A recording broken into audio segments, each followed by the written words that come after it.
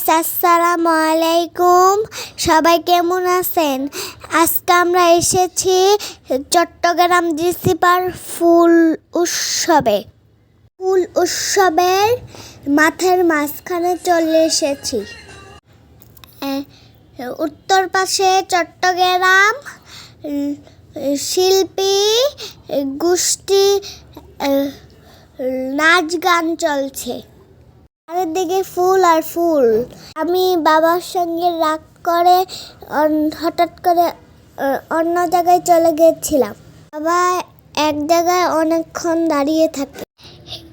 এখানে বিভিন্ন রকম ফুল কারুকার্য করা হয়েছে। ফুল দিয়ে ময়ূর বানানো হয়েছে। আমার ভালো লাগছে অনেক। আমার অনেক ভালো লাগতেছে। আমি এত ফুল একসাথে কখনো দেখিনি।